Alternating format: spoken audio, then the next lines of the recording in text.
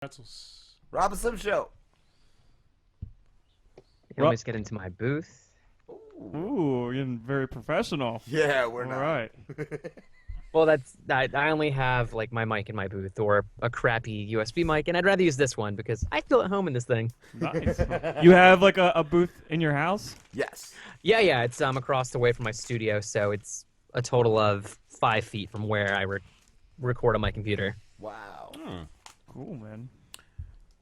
We have a living room. Yeah, we just just a table in my living room and a bunch of mics set up on it. That's our on a table. It looks good though. Like I've watched Hey, us on YouTube, and I'm like, it looks nice. Yeah, it works, man. That it That does. sounds all right. So you're a professional voice actor. You do characters for video games, commercials, all kinds of things. Yeah. Everything under the sun, basically, as long as it's not audiobooks, because I don't have the patience for it, and I don't think anyone can stand listening to a youthful dude like me for more than 30 seconds. No, we were wondering like how long have you been doing voice acting for? It will be 5 years professionally in March of next year, so almost 5 years. Nice. How did you Sweet. start? Well, when I was a kid, it was weird. Like, I watched cartoons, and I thought that, one, those characters existed, and two, they made everything up. So I'm like, I can't do that. And then, like, now I do improv. It's like, oh, I've improv stuff in cartoons, so I mean, it's a lot of fun. And then when I got older, I thought people memorized scripts because I was in drama, and that's what you did. And then I realized on YouTube, I watch behind the scenes. I'm like, hey, the script's right in front of them, so they don't have to memorize. Because oftentimes I've gotten scripts 5 minutes before a session, and I've never seen it. Wow. Oh shit. We, Yeah, and we they were just- listening to your reel before we started. What was it? The character reel, the creature reel. Oh, And, yeah. there was some great stuff, dude. We're going back to just getting the script that you've never seen. How do you know how to portray the character then? A lot of times, like, it's funny. They'll give you an audition, and sometimes it's the real copy, but they'll change the brand name. Or a lot of times they'll give you old copy of something completely different, and then you get the audition, and it's like, all right, cool, you booked it. And then you get there the day of, and it's like, I had a script where I was auditioning for a casino, and I'm like, whatever. And then I got the scripts, and they were Halloween scripts, and I'm like, okay. I guess you wanted to hear me talk about how scary casinos were. I don't know. So it's weird. You got to be on your toes, and I'm glad because I'm like, I'm not going to read the script. Oh, I got this. And they're like, oh, here's a new script. Oh, glad I didn't do that. So it all depends. Have you had any lessons, or did you just learn everything by yourself? I have various coaches. Shout out to one of my coaches, Terry Daniel. He's awesome. If you want to learn about voiceovers, contact him. Just look him up. Terry Daniel is the only one, I think, on Google. Well, yeah, the only one. The only, like, VO one. And he's a great coach. My coach, Kathy Westluck, for characters in Canada. And, yeah, just various other people in L.A., New York, all around, basically. A lot of it's done on Skype, too. That's what I was wondering. I had talked to Sonny Strait from he's been in a lot of Funimation stuff like Dragon Ball Z years back, and he said like a lot of them had what's that agents. Right. Agents. He said like they don't really have open casting calls. I don't know if that's changed since back then. Yeah. I have actually about 5 or 6 agents, so I get various emails. I just got one a few minutes ago from my agents in Colorado. And a lot of that is exclusive work. You get it through an agent. Or I just kind of search around websites. I show them my demo reel. And if they like me enough, they're like, okay, I'll keep you in mind. And sometimes they'll ask, okay, what's your agent's info? Okay. Because it gets complicated because the agents wrangle the talent, the agencies that advertise wrangle the material, and they all kind of work together. But sometimes they email to people that are on their list. Cool. Have you ever done anything on like Newgrounds? Not that I know of. I started there, I had a demo there, and I just kind of left it there, then found work other places. Yeah. But I know a lot of my colleagues actually started there, and they're doing big stuff now. So, I mean, in this day and age, the internet changed everything, so you can kind of work from anywhere. Yeah, they've had some big things, but I don't think they're big anymore. But back in the 90s, like in the Wild West of the internet, they were the founding father, I think, of some of the coolest stuff. Yeah, definitely. Newgrounds is where I found all sorts of stupid Flash games growing up. Like there's this one skateboard game years ago I used to play in my computer class instead of typing 8 lines. I'm like, I want to play this computer game. Like, hey, why are you getting this? Like, it's computer class. Yeah. How do I know more computers than you do? Exactly. I'm supposed to be using this thing. That's what I'm doing. Exactly. Oh man. So it's called Robin Slim. I'm hearing like 4 different people. Yes, Yeah, that is that's correct. We That have is an total intern. false advertisement. I Yeah. can't do this anymore. Oh, all right. We have an intern, Pete, who's running for president in 2016, and we have a good friend, Mike, who sits in every Nice. week with us. Good to know, Mike. You sits in every week with them. Yes. Yes. That's all. It's good stuff, though. I'm glad you guys had me on. It's a lot of fun. I always like doing little interviews for podcasts, whatever the audience is. Just fun to just talk and not have to say words on a piece of paper. Right. So I was Refreshing. wondering, have you met or worked with any of like the bigger names in voice acting, like Billy West or John DiMaggio, or even like Mark Hamill or anyone like that?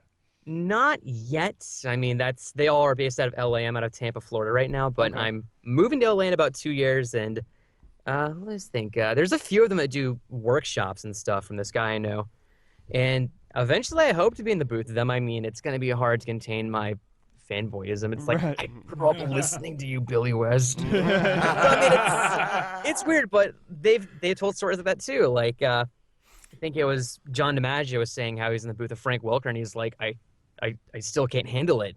That's Frank. Nice.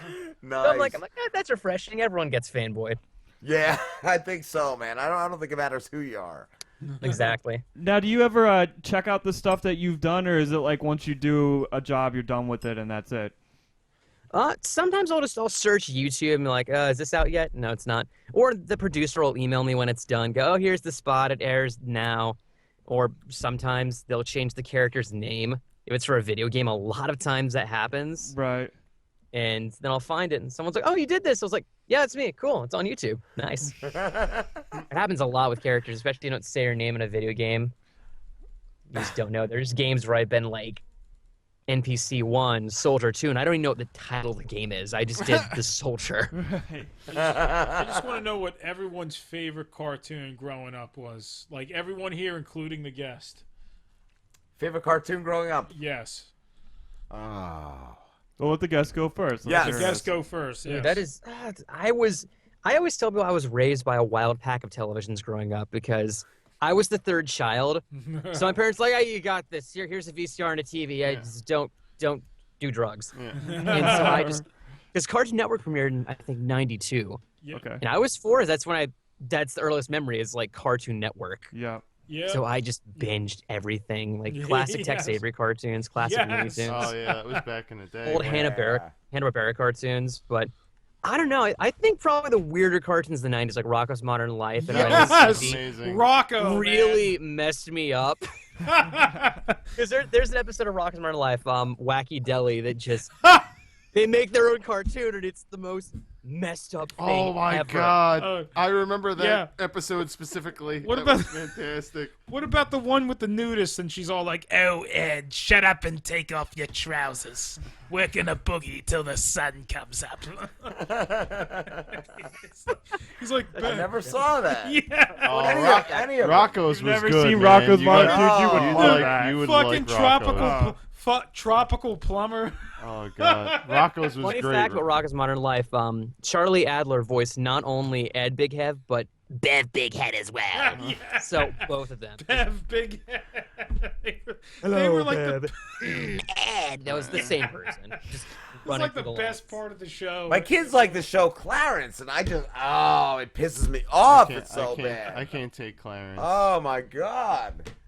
It's kind of like if a child was Homer Simpson. That's what it reminds me of. Ah,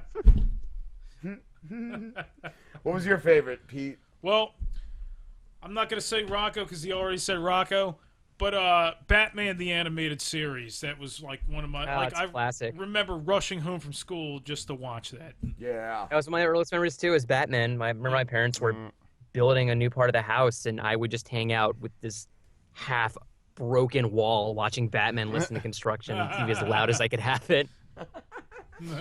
What's yours, Slim? I was always into the superhero cartoons like X-Men. I grew up with X-Men and that Spider-Man cartoon from the 90s. Like those are probably my two big ones. Mike. I would have to say the original Teenage Mutant Ninja Turtles. Yeah, I'm Oh, with yes. that. Also, anything that was on the original Disney afternoon. That was like Gummy Bears. No, and not quite Gummy Bears, but like that was all right. DuckTales. Yes. And Darkwing Tailspin, Duck. Yeah. Darkwing. Yeah, And, you Those know, are all cool. that was all. But it was definitely TMNT for me originally. That was a great one. That was later for me. I was into Transformers and He-Man, Masters of the Universe, and also when I was real little was Inspector Gadget and Justice League. Was it Nice. Justice League? Justice What about Friends. the Justice original- Friends. Yes. What about the Yes. original Thundercats? Oh, that was my favorite, I remember bro. running I was around. in first grade. I remember running around singing the theme song, and my sister would get so fucking pissed. She I was only bought like 3. the original DVD season I would for my too. It's kids. thunder. That's the only word in the song. It took probably 5 people to write that song. The only Like, word. we're going back to the roar, Thunder, Thundercats on the thunder. move. My Yes. sister used to hate that so much, like when we were in preschool. Let me ask you. You do a lot of voice work. Have you ever wanted to dub any anime?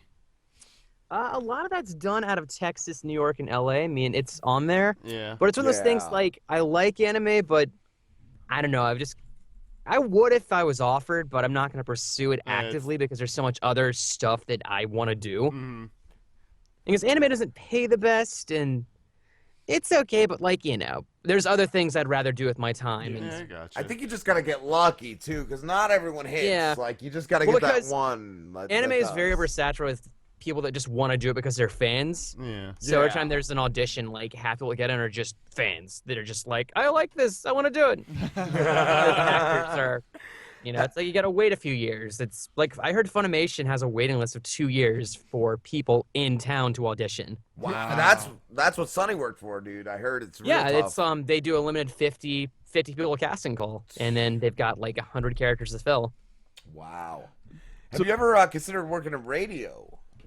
I used to work at a radio station years ago. Just come in, I would do VO and stuff and all that nonsense. And Yeah.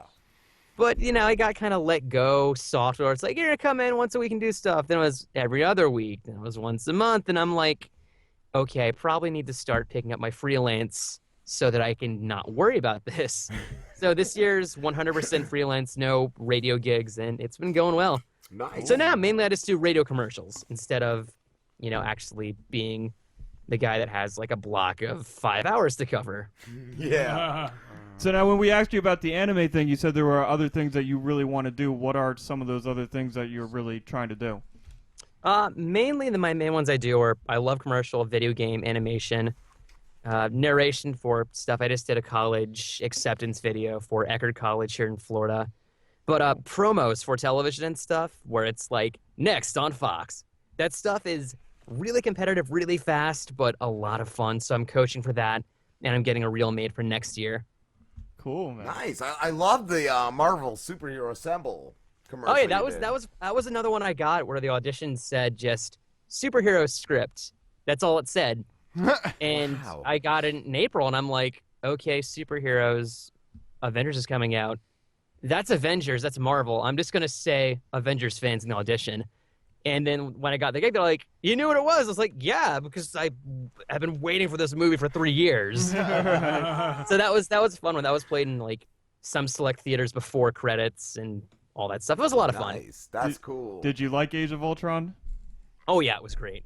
Yeah, I didn't really I like just- it. I didn't see. I Slim I was thought it was butthurt fun. by I it. wanted to I- see it. I just never got around to. I just good. don't like the way they did Ultron. Yeah. That's not how I know the character. Vision was pretty cool in it, though. I thought Vision was pretty. Yeah, Vision good. was well done. Yeah. Yes, he was.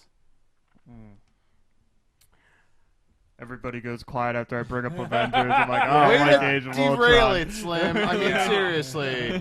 Fuck. I'm just judging you.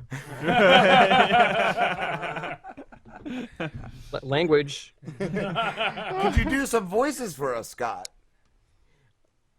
Well, I love when that happens. That's always one of the biggest requests is, can you do voices for us? And I always put the disclaimer, well, as an actor, it's not voices, it's characters. So I always tell people that, but that's what Characters. separates us between like a 4-year-old. A 4-year-old just 1,000 billion voices. You've heard the creature reel. I mean, I get a lot of ideas from 4-year-olds screaming. Yeah.